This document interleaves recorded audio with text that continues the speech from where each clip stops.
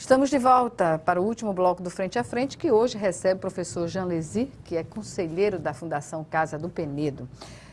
Nosso assunto agora é a extensão do trabalho da casa, sensibilizando as pessoas, no caso, a trabalharem de forma voluntária, dar a sua contribuição. Essa relação existe, professor? É complicada, sobretudo porque a cidade do Penedo ela não tem ainda essa condição, digamos, econômica de se manter.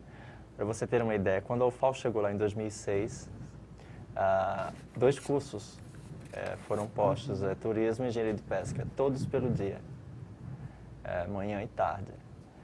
Você encontrava alunos do Recife, de Aracaju, de Maceió, de Arapiraca e contava os penedenses que foram... O curso foi pensado para o homem de Penedo, pelo rio, pela cidade, Turismo e Engenharia de Pesca. Contava os penedenses que estavam lá. Por quê? É porque não tinha formação suficiente para entrar na universidade? É porque não queria? Não, era porque ou você trabalhava ou você ia estudar. E na situação da cidade econômica, pelo que ela exerce, você vai trabalhar no comércio, vai trabalhar na indústria da cana. Então, essa é a realidade. A UFAL chegou, mas o espírito universitário talvez esteja chegando agora. Então, falar de voluntariado com a Casa do Penedo talvez seja meio que... citar o meu exemplo pessoal. Eu comecei como coordenador no projeto do Ponto de Cultura. Depois eu fui para a diretoria cultural.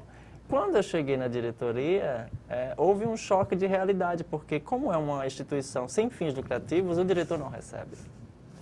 Então eu tive que manobrar. Eu sou professor, vou dar aula e vou continuar assessorando a casa. Até o momento em que eu mudei, vim para Maceió, mas continuei. Então, digamos que o voluntariado são as pessoas que não dependem economicamente da casa e ajudam. Na verdade, dá a sua força de... Que faz o mesmo trajeto de forma bem mais tranquila do que o próprio Salles. É verdade, porque ele é o mantenedor da casa. Exatamente. Não é? Você vê que... É o provedor, o mantenedor. Eu tiro dos meus filhos para botar aqui. E é uma realidade. Então, o mínimo que eu exijo é o respeito, é o reconhecimento. Você não querer tirar daqui. Você tem que colocar aqui, mas você querer tirar porque, na realidade, é um projeto de vida. Claro. E que você mas que o Estado e o município devem reconhecer esse despojamento, esse desprendimento, não é? Pelo que oferece. Exatamente. Inclusive. Não é uma entidade filantrópica. Ela trabalha de manter, por exemplo, a casa faz a guarda do arquivo da municipalidade. Penedo não tem arquivo público. Então, quando a casa chegou, ela pegou os arquivos que estavam em saco de lixo, tratou. E agora a última etapa, olha só, isso tem mais ou menos 20 e tantos anos. A última etapa, agora a gente conseguiu, com o apoio da Petrobras, fazer a inserção disso no sistema Pérgamo. A cidade que não se preocupou em ter o seu acervo, não deveria, no mínimo, ser parceira de quem se propõe, a fazê-lo. Exatamente. Então, nesse sentido, é aquilo. A gente faz o papel do Estado. Se fosse em Maceió, a gente teria o arquivo público. A gente diz, olha, o Penedo não dá certo, vamos colocar a Casa do Penedo no Carrapicho. Ou em Maceió. Não existe. Então, bem, pois não. Seria basicamente isso, você trabalhar a questão da sensibilização, né? Sensibilizar primeiramente a comunidade, e isso a gente vem conseguindo fazer. As novas gerações também. As novas gerações. E sensibilizar os gestores, que aí é onde você entra na questão da rotatividade. De 4 em 4 anos entra um gestor novo. Talvez não seria tão justo dizer que tem o mesmo pensamento, mas segue uma mesma linha, digamos. Falei da questão do voluntariado e da questão das doações. Elas ainda continuam? Como as pessoas devem proceder? A casa tem uma parceria com a FIEA. Então, hoje, oficialmente, é a única instituição no estado de Alagoas que manda um salário mínimo para a Casa do Penedo mensalmente.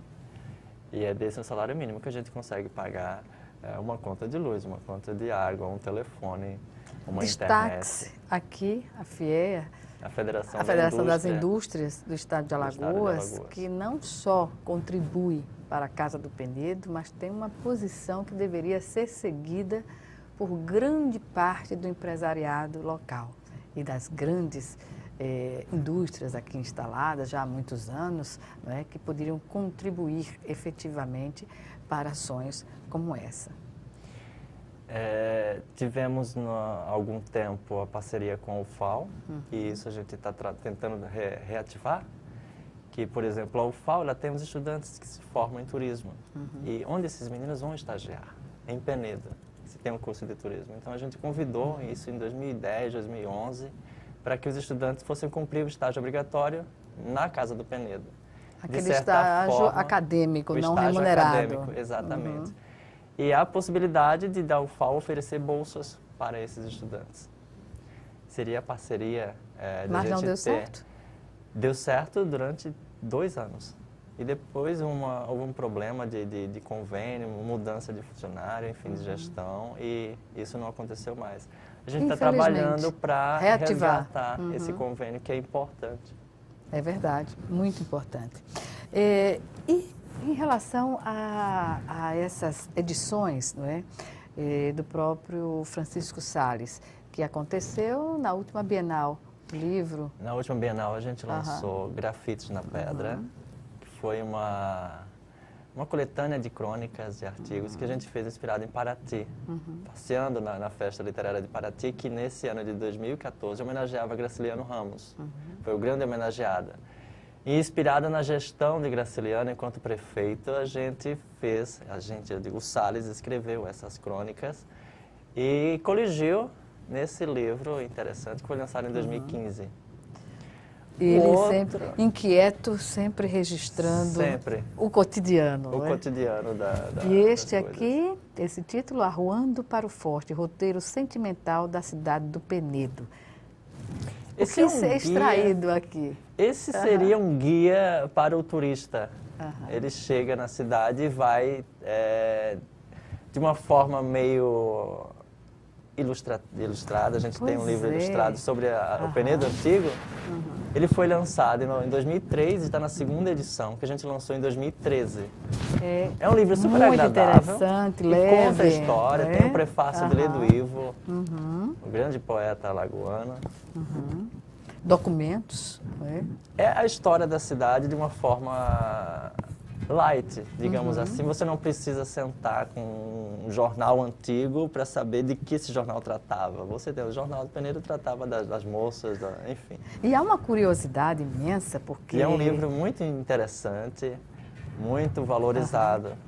E que resgata um livro de sala, para que as pessoas, que as visitas cheguem e possam folhear e ver o que era a cidade de Penedo. No contexto do desenvolvimento de Alagoas, Penedo tem um capítulo especial. Faz exatamente o que o turista faz quando chega na cidade, que é arruar. Você sobe aquelas ladeiras, vai ao convento, e você, nesse trajeto daí, você vê o Arruando para o Forte, ainda por alusão ao Forte Maurício. O Museu do Rio São Francisco, como está neste momento o andamento desse projeto?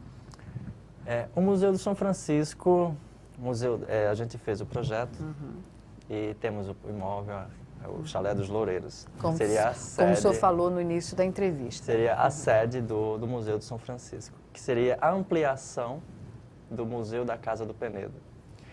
Esse processo, nesse momento, a gente tinha grande dificuldade da liberação dos recursos. Com a mudança de gestão, como a verba é uma verba federal, é uma verba que vem do PAC, o Programa de Aceleração do Crescimento das Cidades Históricas, que tem a supervisão da prefeitura. Quem executa seria mais ou menos a prefeitura, em parceria com o IFAM. A gente teve as nossas plantas aprovadas, o projeto foi revisto, foi aprovado. Foi incluso no PAC e foi aprovado. Mas faltava a liberação de recursos para conseguir tocar a obra, reativar a obra. A grande queixa era que o que a gente fez com o apoio do BNDES em 2010, que terminou mais ou menos em 2011, isso estaria sob pena de acabar. Então a gente fez a estrutura do prédio, o telhado, a prospecção. Isso, mas basicamente 7 anos resistindo ao tempo que está lá. Então, haveria um desgaste um pedido também nosso, a sensibilidade de colocar isso como uma prioridade. Quando o PAC chegou em Penedo, o chalé era o único projeto pronto, aprovado, que estava lá. Então, haveria ali uma composição para colocar isso no nível de prioridade. Mas vai sair, o Mário afirmou agora, há umas 2 semanas, que a verba foi liberada, dependia de liberação de Brasília.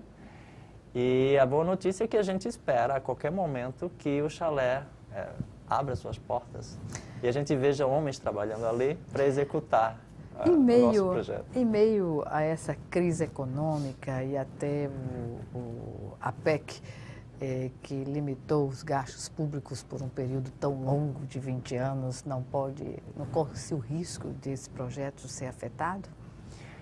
Eu acredito que não, porque já estava traçado.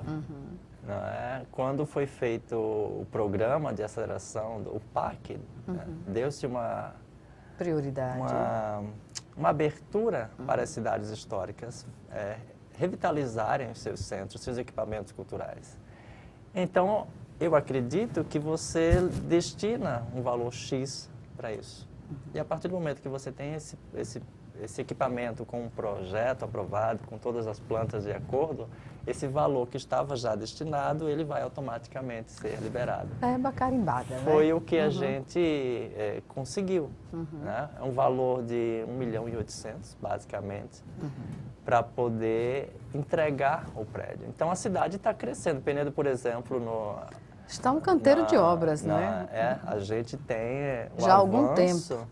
O avanço das obras do PAC serem as primeiras a serem entregues no país inteiro. Daí a nossa frustração.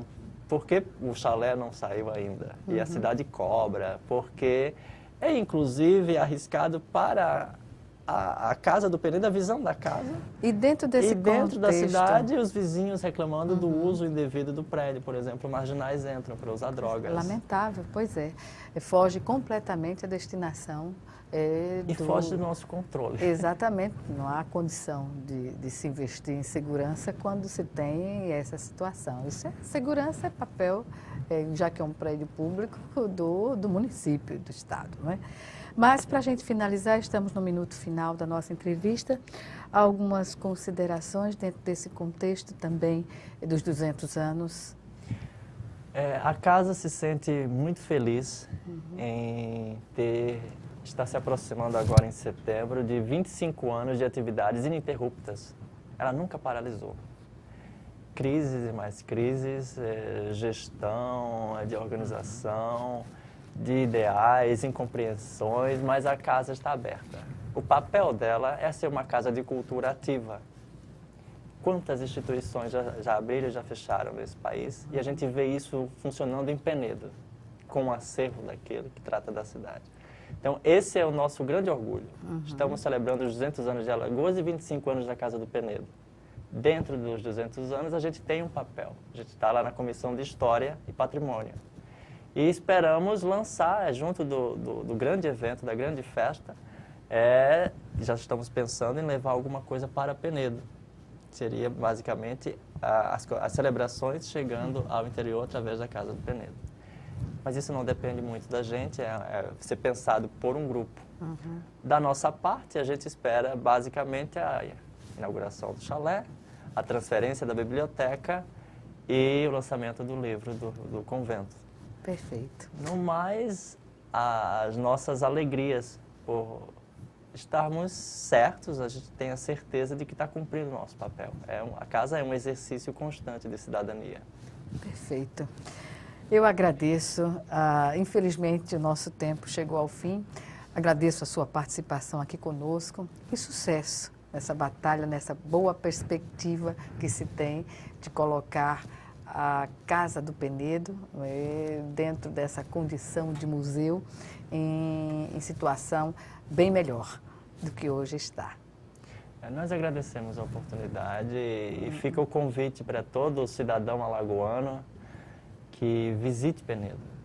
visite Penedo e se debruce sobre aquele contexto que é o tempo, a passagem do tempo passando nos nossos olhos. Através da Casa do Penedo, através da Casa do Patrimônio, através do Museu do Paço Imperial, das igrejas, enfim. É uma viagem no tempo. É um convite irrecusável, certamente. Obrigada mais uma vez. Eu agradeço também a você, telespectador do Frente a Frente, e nós voltamos amanhã.